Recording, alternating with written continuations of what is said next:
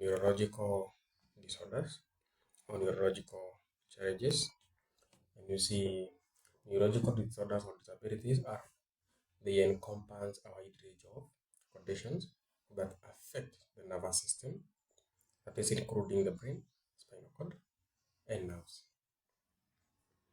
These disabilities can result from various causes such as genetic factors, injuries, infections, or developmental issues. Number one of these conditions is the cerebral palsy. It's a group of disorders that affect movement and posture. It is caused by damage in the brain during development, birth, or early childhood. People with cerebral palsy have difficulties with muscle coordination, balance, and motor skills. Number two is epilepsy.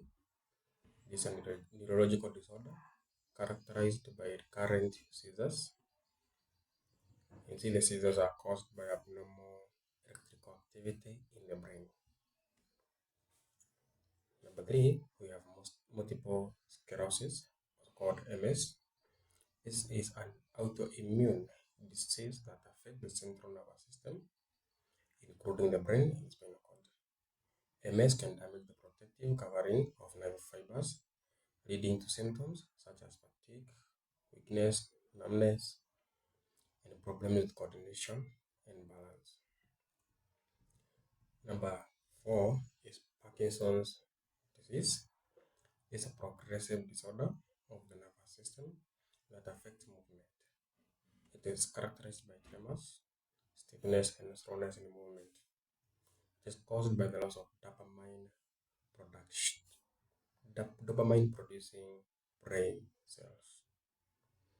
Number five, the autism spectrum disorder, ASD, a developmental disorder that affects communication, social interaction, and behavior.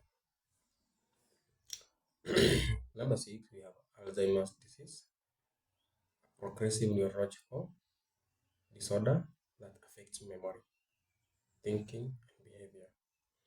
It is the most common cause of dementia in older adults. Number seven, we have amyotrophic lateral sclerosis, also known as Lou Gehrig's disease. It is a progressive neurodegenerative disease that affects nerve cells in the brain and spinal cord. It leads to the loss of muscle control, paralysis, and eventually respiratory failure. These are just a few examples of the neurological disabilities. There are many more and many other that can affect the CNS and cause disabilities.